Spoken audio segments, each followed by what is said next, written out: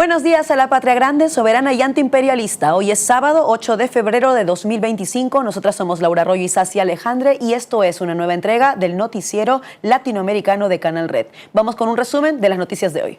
Empezamos en México, porque esta semana comenzó con la imposición del 25% de aranceles por parte de Estados Unidos, con un comunicado oficial propagando calumnias contra el gobierno de México, alegando alianzas con el crimen organizado.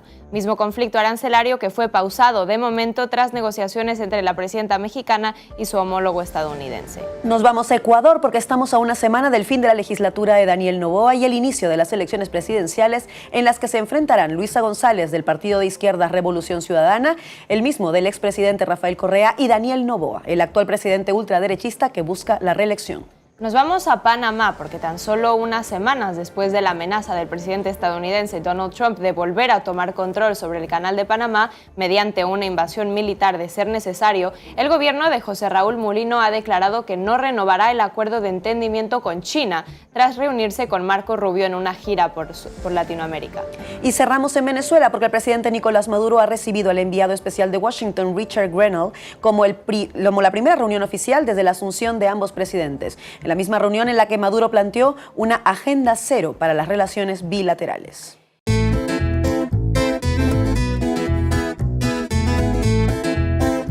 Empezamos en México, porque aunque se lograron pausar en última instancia, este pasado sábado la administración Donald Trump había confirmado la imposición de aranceles del 25% a los productos mexicanos tras la firma de 3 decretos ejecutivos. Durante la primera presidencia de Donald Trump ya había amenazado a México, entonces presidido por Andrés Manuel López Obrador, con la imposición de aranceles, pero sin llegar a concretar las medidas. Sin embargo, ahora cumple la amenaza mediante el primer paso de lo que se pronostica como una guerra arancelaria arrancada este martes con la entrada en vigor de dichos aranceles. Así es como el presidente Trump ha justificado la imposición arancelaria, invocando la Ley de Poderes Económicos de Emergencia Internacional, misma que autoriza unilateralmente al presidente estadounidense gestionar las importaciones, declarando una emergencia nacional. Una ley que nunca antes había sido usada para imponer aranceles. En el comunicado oficial de la Casa Blanca se lee como encabezado abordando una situación de emergencia y hace alusión a la amenaza extraordinaria que representan los extranjeros ilegales y las drogas como el mortífero fentanilo. También declarando que hasta que esta crisis sea aliviada, se impondrán aranceles del 25% a los productos canadienses y mexicanos, además de un 10% de aranceles adicionales a productos de origen chino. Concretamente contra México, la imposición de dichos aranceles fue justificada por Casa Blanca por la, cito, alianza intolerable entre las organizaciones de tráfico de drogas con el gobierno mexicano, acusando a nuestro gobierno de estar proveyendo santuarios para los cárteles y su manufactura y transporte de narcóticos peligrosos a Estados Unidos. Sin embargo, como prueba de esta presunta relación, presentan una nota de la agencia Associated Press del 16 de octubre del año pasado sobre la sentencia contra Genaro García Luna, exsecretario de Seguridad Pública en el sexenio de Felipe Calderón, mismo que durante la presidencia de Calderón fue protegido por el propio Estados Unidos en la connivencia con el cártel de Sinaloa bajo la llamada guerra contra el narco, dejando en evidencia el papel del propio Estados Unidos con el tráfico de drogas. Sobre todo esto se pronunció la presidenta Sheinbaum en su comunicado a la nación para abordar las medidas implementadas por la administración Trump contra México y las calumnias lanzadas contra el gobierno mexicano. Donde dice que hay vínculos entre el gobierno de México y la delincuencia organizada. Quiero platicarles el comunicado que publiqué a través de mis redes sociales el día de ayer. Allí explico quiénes son los que verdaderamente tienen vínculos con estos grupos delictivos, la razón de las muertes por sobredosis de los estadounidenses. Y también digo que si ellos quieren actuar, no deberían fijar su mira en México, sino en su propio país, donde no han hecho nada para parar la venta ilegal de esta y de otras drogas. Primero que nada, como ayer lo dije, rechazamos categóricamente la calumnia que hace la Casa Blanca al gobierno de México de tener alianzas con organizaciones criminales, así como cualquier intención injerencista en nuestro territorio. La soberanía no se negocia. Si en algún lugar existe tal alianza, es en las armerías de Estados Unidos, que venden armas de alto poder, sí de alto poder, que son de uso exclusivo del ejército, de ellos, a estos grupos criminales.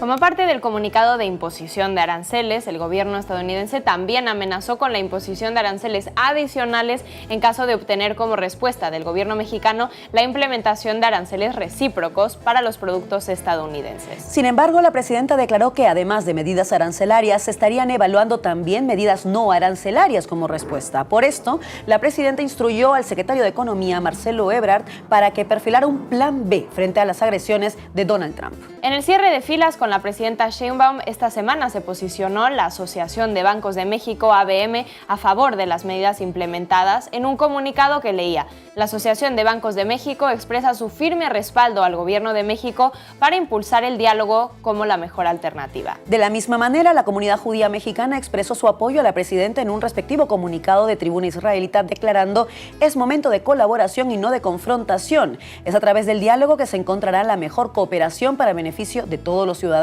mexicanos, estadounidenses y canadienses. Sin embargo, este lunes se dio una conversación entre el presidente Trump y la presidenta Sheinbaum en donde se llegó a un acuerdo bilateral. Los aranceles a productos mexicanos estarían pausados durante un mes y se empezarían a implementar medidas para prevenir la llegada de drogas a Estados Unidos por México, así como el tráfico de armas de Estados Unidos a México. Así lo explicó la presidenta Sheinbaum.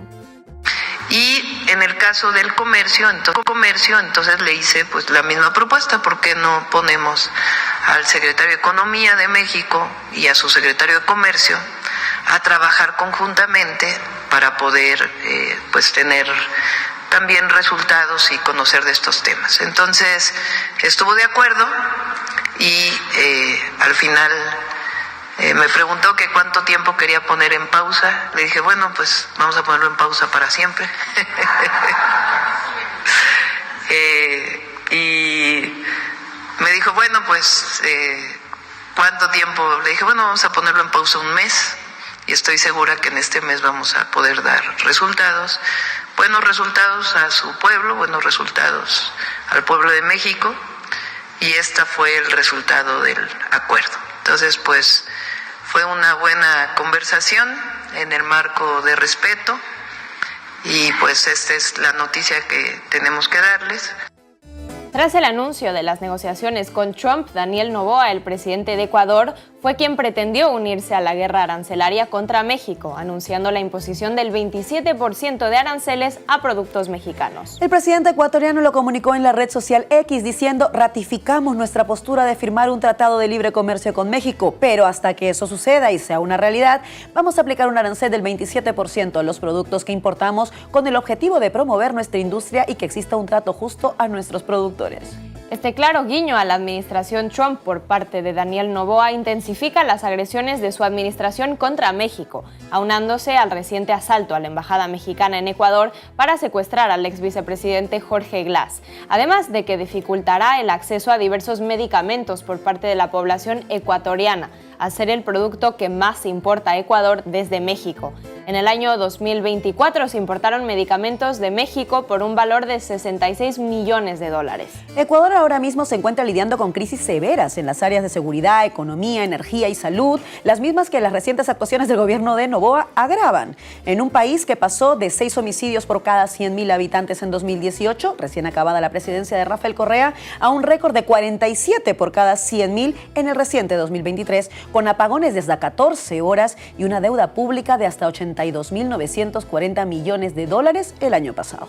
Con esto seguimos en Ecuador, porque este domingo 9 de febrero se llevarán a cabo las elecciones presidenciales, en las que se enfrentarán Luisa González, la candidata del partido de izquierdas Revolución Ciudadana, y Daniel Noboa, el actual presidente, que buscará su reelección en estos comicios. Aunque hay un total de 16 candidatos presidenciales, las elecciones se ceñirán a la disputa entre la continuidad del modelo de país de Daniel Noboa y la crisis en la que se encuentra sumido Ecuador, frente a Luisa González, que traería de vuelta al poder a Revolución Ciudadana, cuyo mayor representante es el expresidente Rafael Correa. Las grandes propuestas de la candidata Luisa González están centradas en remediar la inseguridad, restableciendo el Ministerio de Justicia, Derechos Humanos y Cultos, promoviendo una reinstitucionalización del país mediante un proceso constituyente participativo, remediar la crisis energética con mayor control estatal, recuperando la gestión pública de las centrales hidroeléctricas, varias de las cuales se construyeron durante el correísmo, el impulso de una economía postpetrolera, democratizar el acceso a la educación y salud, recuperando las instituciones educativas públicas y Sistema Nacional de Salud, impulsando también la producción de medicamentos genéricos en la industria nacional. Sin embargo, dadas las encuestas actuales, se podría llegar a una segunda vuelta en las elecciones para el próximo domingo 13 de abril, si ningún candidato obtiene el 50% de los votos o cuando menos 40% con una diferencia de 10 puntos de uno sobre el opositor. En preparación para la jornada electoral, el actual presidente Noboa ha comunicado que cerrará las fronteras del país mientras se lleven a cabo las elecciones. En una publicación de X, este justificó la medida por los intentos de desestabilización de grupos armados, anunciando también la militarización inmediata de los puertos. Y nos vamos ahora a Panamá, porque el gobierno de José Raúl Mulino ha anunciado que no renovará el acuerdo de entendimiento con China, firmado en 2017 como parte de la Ruta de la Seda, la red comercial china marítima y terrestre, a la que Panamá había sido el primer país latinoamericano en unirse, seguido por Uruguay, Ecuador, Venezuela, Chile, Bolivia, Costa Rica, Cuba y Perú. Esto se lleva a cabo después de la reunión entre el presidente panameño con el secretario de Estado estadounidense Marco Rubio, mismo que se encuentra ahora mismo en una gira por América Latina para imponer la agenda Trump en el continente. En dicha reunión, Rubio advirtió a Mulino que la influencia china en el Canal de Panamá era inaceptable para Washington, trasladando el mensaje del vocero del Departamento de Estado, Tammy Bruce, de que si Panamá no hace cambios inmediatos al respecto, Estados Unidos tomará las medidas necesarias para proteger sus derechos. Es relevante mencionar que estos acuerdos vienen tan solo unas semanas después de las amenazas de Donald Trump contra el gobierno panameño de volver a tomar control del Canal de Panamá mediante intervención militar de ser necesario. Mismas amenazas a las que en su momento el presidente Mulino respondió diciendo que el canal es y seguirá siendo de Panamá. Sin embargo, después de esta última reunión parece haber cedido ante las imposiciones de la administración Trump, rompiendo este importante vínculo comercial con China y prometiendo prioridad a los buques estadounidenses que crucen el canal. Posicionamientos que tienen como sombra las anteriores alineaciones de Mulino con los intereses de Washington en la región, como fue su recibimiento de Edmundo González Urrutia, a quien reconoció como presidente legítimo de Venezuela. Y cerramos precisamente en Venezuela, donde se ha llevado a cabo una reunión entre el presidente venezolano Nicolás Maduro y el enviado especial de la administración Trump, Richard Grenell, en la primera reunión desde la asunción de ambos presidentes. Aunque Marco Rubio y el enviado especial del Departamento de Estado para América Latina, Mauricio Claver Carón, intentaron afirmar que la reunión simplemente buscaba agilizar la deportación de venezolanos y que de ninguna manera implicaba un reconocimiento a la legitimidad del gobierno de Nicolás Maduro, lo cierto es que la reunión de facto implicó un acercamiento al gobierno legítimo de Maduro. Para la reunión, el presidente Trump no envió a Marco Rubio ni a Claver Carone, cuyas posiciones son abiertamente golpistas y hostiles, especialmente con Venezuela, sino que envió a Richard Grenell como un enviado para misiones especiales de obstáculos en política exterior. En un comunicado de la Cancillería venezolana se aseguró que se abordaron diversos temas de interés para ambos países: migración, impacto negativo de las sanciones económicas contra Venezuela, ciudadanos estadounidenses incursando delitos de territorio nacional e integridad del sistema político venezolano. Se ratificó además la necesidad de darle un giro a las relaciones. Por lo que esta Agenda Cero significa un nuevo inicio de relaciones históricas entre Venezuela y Estados Unidos, que habían permanecido sin vínculos diplomáticos desde 2019, desde el intento de golpe de Estado por parte de Juan Guaidó en la llamada Operación Gedeón, con ayuda de exmarines estadounidenses y la empresa Silver Corp, a la que Trump había contratado para la seguridad en sus mítines.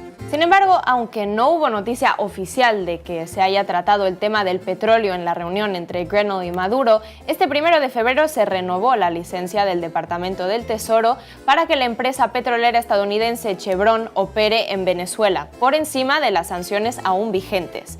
Con esto, recordemos que Chevron extrae un aproximado de 300,000 barriles de crudo venezolano al día. Extracciones que, de empeorar la relación con el presidente Maduro, serían interrumpidas vidas, dañando sobre todo a Estados Unidos. Y esto es todo por hoy. Recuerden hacerse socios y socias de Canal Red en apoya.canalred.tv o en el QR que aparece en sus pantallas. Nos vemos la semana que viene en el mismo lugar y a la misma hora. Cuiden a la patria grande.